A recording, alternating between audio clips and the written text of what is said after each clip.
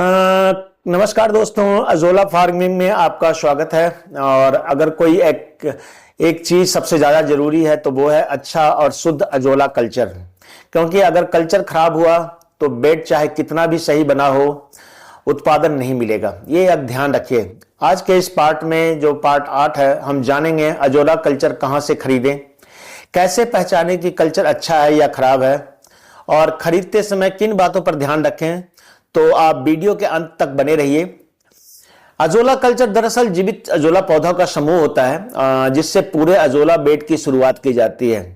जब हम सब पूरी तैयारी अजोला बेड को स्थापित कर लेते हैं, उसमें पानी डाल देते हैं, गोबर और मिट्टी वगैरह सब कुछ डाल करके, जैसा बताया गया पिछले वीडियो में। उसके बाद से अंत में अजोला कल्चर डालने की बात आती है। तो याद रखें, यह बीज नहीं है, यह कटिंग भी नहीं है, बल्कि ताजा जीवित अजोला ही सही कल्चर होता है। इसलिए अजोला कल्चर कहां से खरीदें, इस बात को आप पूरी तरह से अवश्य इसका ध्यान इस वीडियो को देखें। अजोला कल्चर खरीदने के लिए कोई भरोसेमंद कई सारे स्रोत हो सकते हैं, जैसे कृषि विज्ञान केंद्र से भी आप ले सकते हैं, रिसर्च सेंटर है वहां से भी ले सकते हैं, या कभी कभी जो कृषि विभाग है, पशुपालन विभाग है, या सरकारी योजनाओं के तहत भी अजोला कल्चर प्रोवाइड किया जाता है। तो ट्रेनिंग के साथ अजोला कल्चर भी दिया जाता है। ये सब भी ध्यान, कई बार अजोला कल्चर के ऊपर, अजोला उत्पादन के ऊपर ट्रेनिंग दी जाती है, वहां भी अजोला कल्चर दिया जाता है किसानों को। नजदीकी डेयरी या जो अजोला उत्पादक किसान है, वहां से भी आप ताजा कल्चर ले सकते हैं, जिसको तुरंत इस्तेमाल योग्य होता है। सबसे व्यवहारिक तरीका यही होता है कि नजदीक के कोई डेयरी फार्म है, वहां से आप अजोला कल्चर ले सकते हैं।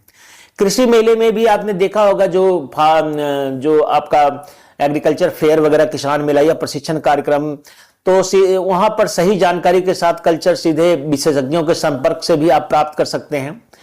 ऑनलाइन प्लेटफॉर्म, कृषि वेबसाइट जैसे अमेजोन पे भी से भी आप अजोला कल्चर मंगा सकते हैं। तो बहुत, अगर हम बात करें, बहुत सस्ता या सूखा कल्चर अक्सर खराब निकलता है। बहुत ज्यादा सूखा हुआ नहीं होना चाहिए कल्चर में मॉइस्चर होना चाहिए। तो खरीदते समय हमको अजोला कल्चर के ये गुण जरूर देखें। पहला तो उसका रंग, कैसा रंग है, गहरा हरा रंग होना चाहिए।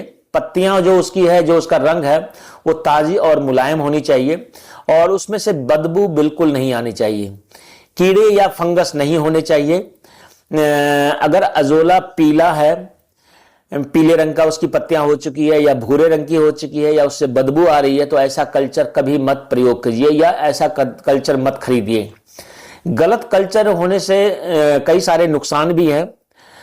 अगर आपने खराब कल्चर ले लिया है तो डेफिनेटली है कि अजोला की जो ग्रोथ होनी चाहिए वो नहीं होगी। आपका जो बेड है, जो टैंक है, अजोला टैंक, वो जल्दी खराब हो जाएगा, उसमें से बदबू आने लगेगा, और समय और पैसे दोनों बर्बाद होंगे। तो किसानों का भरोसा टूट जाता है कि अजोला मैंने लगाया था और इसमें अच्छी ग्रोथ नहीं हो रही है। इसलिए कल्चर के बारे में ध्यान रखना बहुत ही जरूरी है। इसलिए शुरुआत में थोड़ा सा ध्यान देना बहुत जरूरी है कि अजोला कल्चर हम कहां से लें। अजोला कल्चर की कीमत, कहां से आप ले रहे हैं या कौन सा सोर्स है, उस पर डिपेंड। कई बार तो किसान इतने अच्छे होते हैं आपके गांव में कि वो आपस में अजोला कल्चर बांट लेते हैं। जब जिनके यहाँ अजोला का ऑलरेडी बेड लगा होता है, तो वो एक दूसरे किसान को शेयर भी कर देते हैं। लेकिन ऑलमोस्ट 200 से 300 ग्राम अजोला कल्चर, तो मैंने आपको बताया कि वैसे तो 300 ग्राम 400 ग्राम, लेकिन 500 ग्राम से लेकर 700 ग्राम अजोला कल्चर एक बेड में जरूर डालना चाहिए। सरकारी जो संस्था है में से, या कम कीमत में या मुफ्त में भी उपलब्ध हो सकती है। खरीदने के बाद, अजोला कल्चर खरीदने के बाद आपको तुरंत बेड में डाल देना चाहिए, यानी कि 2-4 दिन इंतजार नहीं करना चाहिए। आपको सेम डे में, अगर अजोला कल्चर जितना ताजा ला करके आप जितना जल्दी बेड में डाल देंगे उतना बढ़िया रहेगा। इसको, अजोला कल्चर को अगर लेकर के लाए हैं तो इसको धूप में ना रखें, इसको कहीं ठंडे जगह में रखें। पानी में हल्का ढक कर रखें। अगर पानी में बाल्टी वगैरह में डाल करके, इसको थोड़ा पानी डाल करके और इसको ढक करके रखें, लेकिन 24 घंटे के अंदर इसको आप अजोला बेड में फैला दें। जितना ताजा कल्चर होगा उतना तेज उत्पादन होगा, इस बात को आप ध्यान रखिए। तो दोस्तों, अजोला फार्मिंग की सफलता की शुरुआत होती है अच्छे अजोला कल्चर से। सही जगह से खरीदें, सही पहचान करें और सही तरीके से उपयोग करें। अगर आप ये तीनों बातें याद रखेंगे तो अजोला उत्पादन आपको जरूर लाभ देगा। अगर वीडियो आपको पसंद आया हो तो लाइक करें, शेयर करें और चैनल को सब्सक्राइब जरूर करें। अगले पार्ट में हम जानेंगे अजोला को पशुओं को कैसे खिलाएं और कितनी मात्रा में। तो धन्यवाद किसान भाइयों, आज हम अजोला के बारे में ये देख रहे थे कि अजोला कितना, कहां से, कौन से सोर्स से लेना चाहिए। अजोला जो ताजा अजोला का बीज है वो कैसा होना चाहिए, आप उसकी पहचान कर सकते हैं। तो धन्यवाद किसान भाइयों।